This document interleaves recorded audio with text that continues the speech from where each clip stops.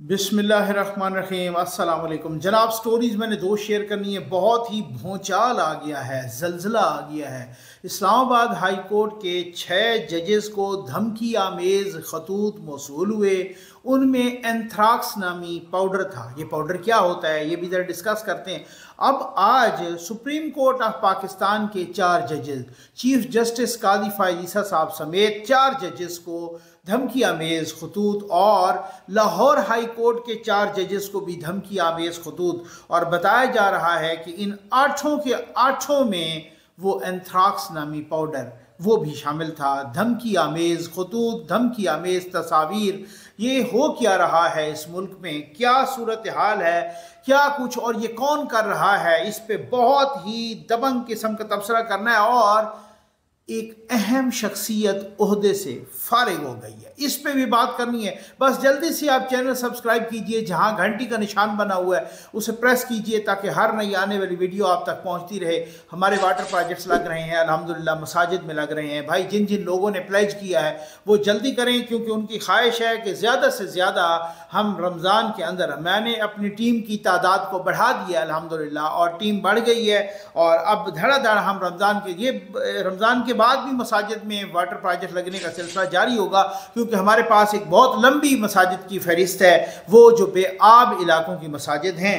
और जनाब हमारा जो राशन का है वो भी ज़ोर शोर से जारी है, मैं आपके साथ शेयर भी कर रहा हूँ। और जो यतीम बच्चों को, नादार बच्चों को कपड़े और जूते ईद गिफ्ट देने का प्रोग्राम है, प्रोजेक्ट, वो भी ज़ोर शोर से जारी है। उसकी डिमांड ज़रा इसलिए बढ़ गई है और आपके तामुन के लिए भी अपील है, क्योंकि वो जो है ना, अभी ईद आ गई है और फिर हमारे पास बहुत ज़्यादा रजिस्ट्रेशन हो गई है। इस वजह से हम ये चाहते हैं कि जितना मैक्सिमम को आपके तवस्सुत से, आपके तामुन से, हमारे तवस्सुत से, अल्लाह के करम से जितना ज़्यादा लोगों को पहुँचाया जा सके।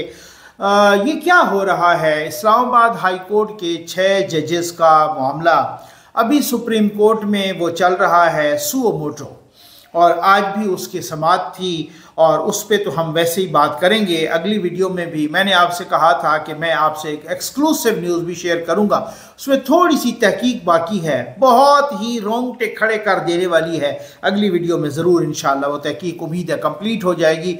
और इस्लामाबाद हाई कोर्ट के 6 जजेस का ये मामला, फिर इंक्वायरी कमीशन बना, फिर 300 वकला और ख़ुद तसद्दुक़ हुसैन जिलानी के बेटे ने भी एक अदम एतमाद कर दिया अपने वालिद साहब पर, और 300 वकला ने भी, और बहुत सारे और भी कुछ बॉडीज़ भी वकला की, तो तसद्दुक़ हुसैन जिलानी साहब फिर मुकर गए।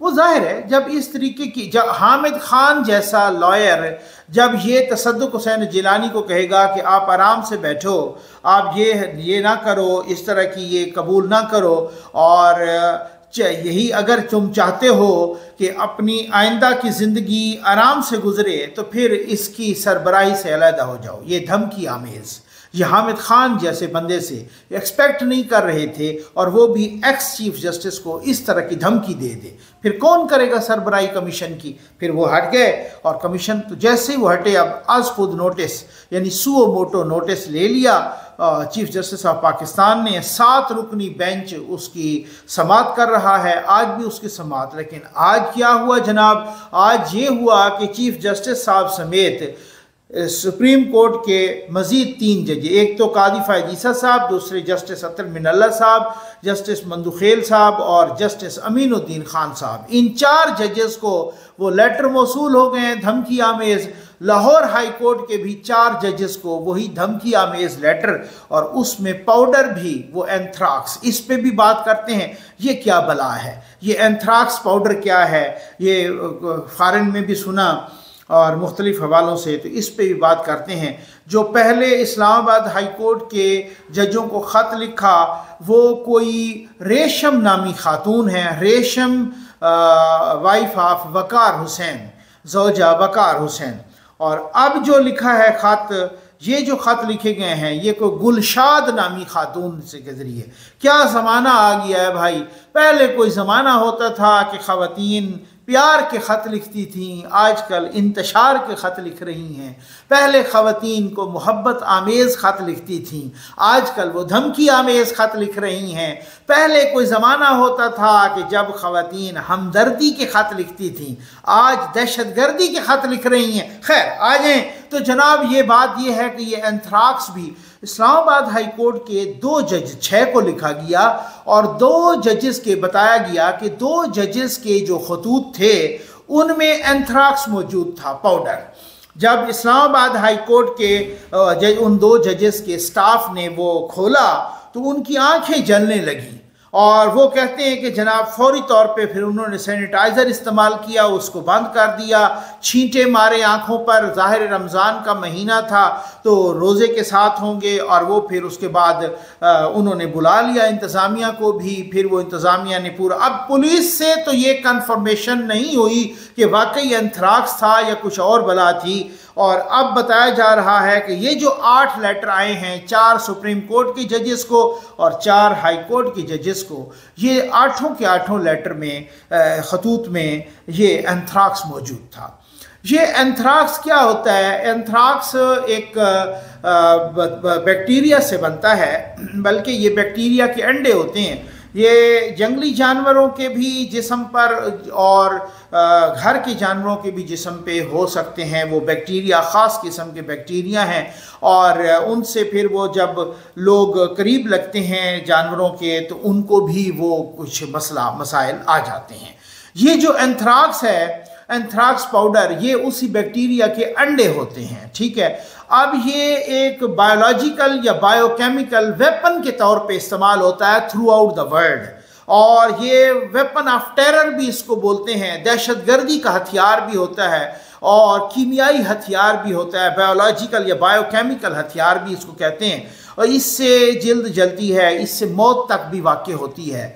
ये आँखों में और ये घुस जाता है, ये हवा में सफ़र करता है, ये कानों में, नाक में घुस जाता है, मुंह में घुसता है। इससे जिल्द पर काले धब्बे भी पड़ जाते हैं, इससे बुखार भी, इससे मतली भी होती है, इससे ज़ुकाम भी होता है, इससे बहुत सारी और भी बीमारियां लग जाती हैं और अल्टीमेटली इंसान मर भी सकता है। ये बहुत ही मोहलक किस्म की, यूँ समझिए कि ये बीमारी है। अब मामला ये है कि ये कौन भेज रहा है। पहले जब ये सारी सूरत हाल हुई, आप सारे के सारे डाट्स मिला लीजिए ज़रा कि ये क्या मामला क्या है। डाट्स कैसे? इस्लामाबाद हाई कोर्ट के 6 जजेस ख़त लिखते हैं। वो किसी को बुलाते नहीं हैं बल्कि वो ख़त लिखते हैं कि एजेंसियां हमारे काम में मुदाखलत कर रही हैं और ये सारा कुछ जो है ना, और एजेंसियां और फ़ौज और इंतज़ामिया और ये सुप्रीम जुडिशल कौंसिल को ख़त लिखते हैं 6 जजेस। अच्छा, टोटल 8 जजेस हैं। आमिर फ़ारूक साहब, चीफ जस्टिस साहब और मियाँ गुल हसन औरंगज़ेब साहब वो ख़त नहीं लिखते। बाकी जो 6 जजेस हैं वो ख़त लिखते हैं। तो फिर एक इंक्वायरी कमीशन बनता है, फिर तसद्दुक़ हुसैन जिलानी मुकर जाते हैं, फिर उसके बाद आज खुद नोटिस की आज पहली समात होती है। तो फिर ये आप सारे डाट्स मिलाए ना, उधर से जनाब वो नोटिस हुए मलिक रियाज साहब को भी, ज़रा सारे साहब आप बहुत सियाने हैं, मुझसे ज़्यादा समझदार हैं जनाब, इस तरीके से भी उधर से बहुत सारी चीज़ें इस तरीके से हैं। अच्छा, ये बड़ा अजीब व गरीब है। जजों ने कहा कि हम पे प्रेशर है और जो हवाले दिए वो इमरान खान के हवाले दिए कि उनके हवाले से हम पे प्रेशर है, और पहले भी और उसके बाद भी धड़ाधड़ इमरान खान को रिलीफ देना उन्हीं जजों ने शुरू कर दिया। अजीब सा प्रेशर है कि वो प्रेशर भी है और उसके अलावा आप इमरान खान को रिलीफ भी दे रहे हैं तमाम केसेस में। खैर, अब उसके बाद ये अभी ये चल रहा था मामला कि इस्लामाबाद हाई कोर्ट के 8 जजेस को जनाब वो उसमें आ गए, वो लेटर आ गए और उसमें वो 2 में एंथ्राक्स भी था। और फिर उसके बाद उन्होंने इंतज़ामिया को बुलाया, पुलिस आ गई और CTD थाने में वो एक हो गया, पर्चा दर्ज हो गया। अब सुप्रीम कोर्ट के जजेस को भी 4 को, चीफ जस्टिस समेत, और वहाँ उनको भी। तो ये कौन कर रहा है? एंथ्राक्स इजीली किसको अवेलेबल होता है? अब मामला ये है, लोग कह रहे हैं कि एजेंसियों पर चूँकि उंगलियाँ उठाई जजेस ने, इस वजह से अब मैं आपको कहता हूँ, मुझे नहीं पता ये ख़त किसने भेजे हैं, लेकिन जब एक बात चल रही हो किसी के बारे में वो कभी भी इस तरह की हरकत नहीं करेगा। एजेंसियों पर उंगली उठ रही थी, एजेंसियां उसके बाद मजीद उनकी हिफाजत तो करेंगे, इस तरह से नहीं करेंगे क्योंकि उन पे नाम आ रहा था ना। ये एक बड़ी बासूल और बड़ी एक इस तरह की बात है कि हर किसी को पता है, ये बच्चे बच्चे को पता है, ये कोई पागल ही होगा कि उन्हीं पे ही इल्ज़ाम हो और वो एक इल्ज़ाम से अभी निकला ना हो और दूसरे इल्ज़ाम के लिए वो एंथ्राक्स भरे खतूत। तो ये कौन कर रहा है? ये गुलशाद बेगम हैं या रेशम बेगम हैं या जो भी हैं, इनकी पूरी तहकीकात करनी चाहिए। अब एजेंसियों को चाहिए कि वो जुट जाएं, उनको पता चले। आज वो सुना है कि जो कोरियर कंपनी का मुलाजिम है वो गिरफ्तार हो गया है, जो ले आया था। तो जाहिर है उस कोरियर कंपनी को भी बुलाना चाहिए, क्योंकि जहां आप बुलाते हैं तो यहां तो आम सी बात भी, वो आम सी चीज़ें भी नहीं जाती और उनको वो पूरा एड्रेस मांगते हैं। और हम कोई कोशिश कर रहे थे किसी को ना, दोस्त को, रिश्तेदार को कोई परफ्यूम या इस तरह का, सर नहीं, ये नहीं जाएगा। क्योंकि उसकी वजह यह है कि ये इसलिए नहीं जाएगा कि ये लिक्विड है, ये फ्लूइड है, तो इस वजह तो नखरे करते हैं। आप उनको पैसे भी देते हैं, वो तब भी कहते हैं ये फलां चीज़ नहीं जाएगी। तो एंथ्राक्स कैसे आ गया है भाई? लेटर के अंदर एंथ्राक्स, और वो कैसे आ गई है? और उन्होंने वो कोरियर कंपनी ने उनका अपना एड्रेस नहीं पूछा, उनसे आईडी कार्ड नंबर नहीं लिया, कुछ भी नहीं हुआ। तो ये कौन है रेशम बेगम और ये गुलशाद बेगम? ये कौन है? ज़रा इनका पता लगाना चाहिए। ये रेशम और गुलशाद के पीछे कौन है? कोई शमशाद तो नहीं है? या रेशम और गुलशाद के पीछे कोई कौन है? हाँ, है कौन? इनका भी पता लगाना चाहिए। लेकिन पता तब लग सकता है कि जब बहुत से इदारों के अंदर रिफ्ट ना हो। बहुत सारे इदारों के अंदर रिफ्ट आ गई है भाई। रिफ्ट पैदा करने के जिम्मेदार इमरान खान साहब हैं, इमरान खान के सोशल मीडिया हैं। अब सोशल मीडिया इतना स्ट्रांग है कि वो चाहे जुडिशरी हो, चाहे वो इस्टेब्लिशमेंट हो, चाहे कोई और इदारे हों, ब्यूरोक्रेसी हो, चाहे कोई और मीडिया हो, कुछ भी हो, सब में उनने एक खलबली सी मचा दी है, एक इंतशार पैदा कर दिया है इमरान खान के सोशल मीडिया ने। और ये इतना इंतशार है कि अब सारे के सारे इदारे बैकफुट पे चले गए हैं। हुकूमत खुद बैकफुट पे है, खुद पार्लियामेंट के अंदर उनका राज है। वो बाकी सारी की सारी हुकूमत हो या स्पीकर हो या बाकी चेयरमैन सेनेट हो या कोई भी हो, वो बिल्कुल बैकफुट पे हैं इस वक्त इस्टेब्लिशमेंट भी बैकफुट पे है, अदलिया भी बैकफुट पे हैं, जजेस भी बैकफुट पे हैं, बिल्कुल जनाब डरे सहमे हुए हैं। मीडिया भी उनके साथ मिला है। किसका कमाल है? मलिक रियाज का कमाल है, ये जिन का कमाल है। उनके अपने अनासर हैं जो बीच में एक अहम शख्सियत ओहदे से फारिग हो गई है। चंद रोज पहले हमने एक मुआहदा देखा था। वो मुआहदा मैंने शेयर भी यहाँ पे किया था।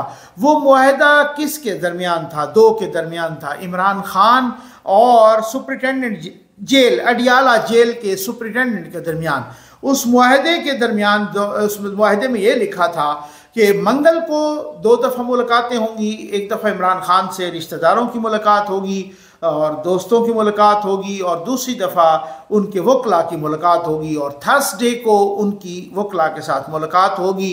3 बंदों का नाम दिया गया था, शेर अफजल मरवत साहब, एक बैरिस्टर गौहर साहब, एक उमैर नियाजी साहब।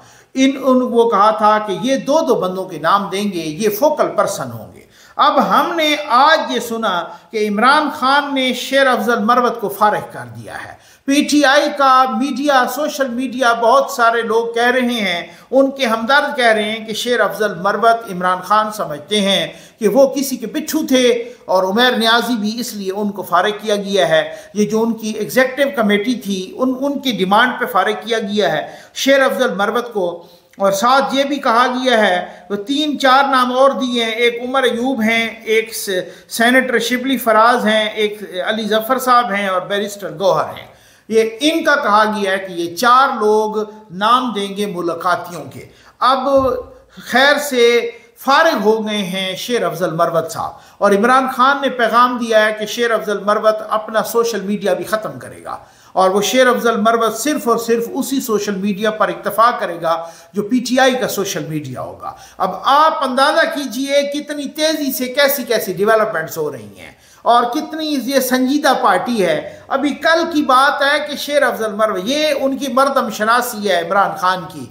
एक सहाफ़ी ने सवाल कर दिया था आरिफ यूसुफज़ई साहब ने कि खान साहब आप मर्द शनास नहीं हैं, तो खान साहब पेशावर में आपको याद होगा कि वहीं से प्रेस कॉन्फ्रेंस ख़त्म करके वो लाते मारते हुए वहाँ माइक्स को भी और दरवाज़ों को भी और लाते मारते हुए खान साहब निकल गए थे। ये कल की बात है। शेर अफजल मरवत उनके माथे का झूमर और उनकी आंखों का सितारा था। आज शेर अफजल मरवत कहकशां से खाक पे आ गया है।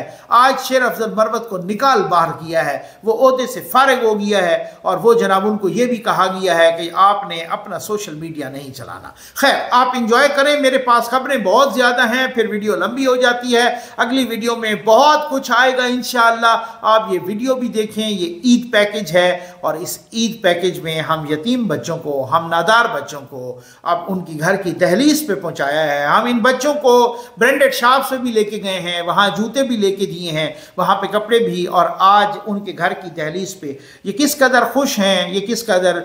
मैं अल्हम्द, पहले परवरदिगार का अल्हम्द है, बाद में आपका शुक्रिया है। पहले उसका शुक्र है, बाद में आपका शुक्रिया है। मुझ जैसे गरीब पर जैसे आप एतमाद करते हैं, और आप बहुत सारे लोग जो ब्लाइंड एतमाद करते हैं, ब्लाइंड फेथ, एक किस्म का ब्लाइंड ट्रस्ट होता है, और उसमें मुझे आप बताते हैं कि नकवी साहब आपने, और अल्हम्दुलिल्लाह इंशाअल्लाह आपकी अमानत हम मुस्तहिक तरीन तक पहुँचाने की अटमोस्ट कोशिश कर रहे हैं। आपके साथ मैं सबूत भी शेयर कर रहा हूँ। बस यही कहना है, भरपूर अपील है कि अभी बहुत सारे यतीम और नादार बच्चे रहते हैं। पूरी बस्तियों से ऐसे केसेस आ रहे हैं सामने, डिमांड्स आ रही हैं कि जी हमें भी कपड़े दें, हमें भी जूते दें। तो जो अपने बच्चों को खुराक नहीं दे सकते, वो कपड़े और जूते कैसे दे सकते हैं? इसलिए भरपूर ताउन की अपील है। ईद से पहले ये प्रोजेक्ट, वाटर प्रोजेक्ट्स तो अब भी चल रहे हैं अल्हम्दुलिल्लाह, और बाद में भी चलते रहेंगे। उम्मीद है आपको वीडियो पसंद आई होगी। आपका बहुत बहुत शुक्रिया। ज़ीन न्यूज़ के तमाम व्यूअर्स और ज़फ़र नकवी वेलफेयर फाउंडेशन के तमाम अहबाब को अस्सलाम वालेकुम। नाज़रीन इकराम, आपके दिए हुए एहतियात से ज़फ़र नकवी वेलफेयर फाउंडेशन वतन अज़ीज़ में मजबूर और लाचार अफराद की मदद करने में दिन रात मसरूफ़ अमल है। नादार, यतीम और मसाकीन बच्चों के लिए ज़फ़र नकवी वेलफेयर फाउंडेशन का ईद पैकेज अल्हम्दुलिल्लाह जारी व सारी है। मुल्क और बैरून मुल्क मुकीम दोस्त अहबाब के तावन से हम गमज़दा चेहरों पर मुस्कुराहटें बिखेर रहे हैं। इस माह मुबारक के सदक़े अल्लाह तबारक व तआला फाउंडेशन के तमाम पाकिस्तानी और ओवरसीज़ पाकिस्तानी डोनर्स पर अपनी रहमतें नाज़िल फरमाएँ। Zafar Naqvi Welfare Foundation and their team help with us in floods and many of parts, also in winter weather and summer weather. Great Zafar uncle. शुक्रिया ज़फ़र अंकल। शुक्रिया ज़फ़र अंकल। तामू तकाले राले जल्दी दे डेरा मनना। शुक्रिया Zafar uncle.